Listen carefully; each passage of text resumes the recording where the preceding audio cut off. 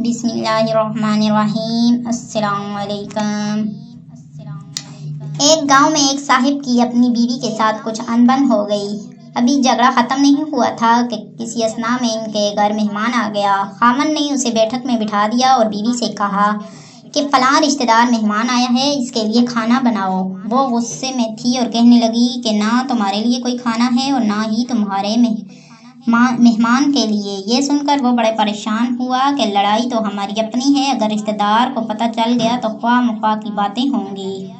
लिहाजा खामोशी से आकर मेहमान के पास बैठ गया। इतने में उसे ख्याल आया कि चलो बीवी अगर रोटी नहीं पकाती तो सामने वाले हमारे हमसाए बहुत अच्छे हैं, ख़ानदान वाली बात है, मैं इन्हें एक मेहमान का खाना पकाने के लिए कह देता हूँ। चनाचा वो इनके पास गया और कहने लगा कि मेरी बीवी की तबीयत ख़राब है, लिहाजा आप हमारे मेहमान के लिए खाना बना दीजिए।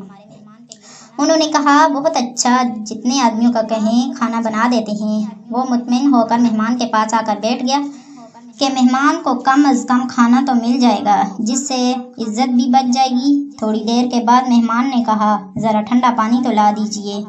वो उठा कि खड़े होकर ठंडा पानी लाता हूँ। अंदर गया तो देखा बीवी साहिबा तो ज़ारों की तार रो रही हैं। वो बड़ा हैरान हुआ कि ये शेरनी और इसके आंसू।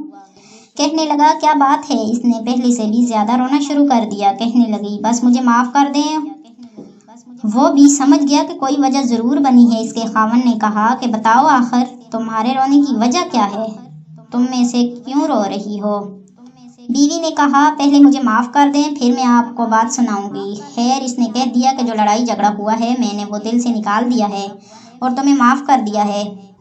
कहने लगी कि जब आपने आकर मेहमान के बारे में बताया और मैंने कह दिया कि ना तुम्हारे लिए कोई खाना है और ना ही तुम्हारे मेहमान के लिए, चलो छुट्टी करो, मगर मैंने दिल में सोचा कि लड़ाई तो मेरी और आपकी है और ये मेहमान रिश्तेदार है, हमें इसके सामने ये पोल नहीं खोलना चाहिए। चुनाचा मैं उठी कि खाना बना देती हूँ। जब मैं बावर्ची खाने में गई तो मैंने देखा कि जिस बोरी में हमारा आटा पड़ा होता है, एक सफ़ेद पोश आदमी उस बोरी में से आटा निकाल रहा है।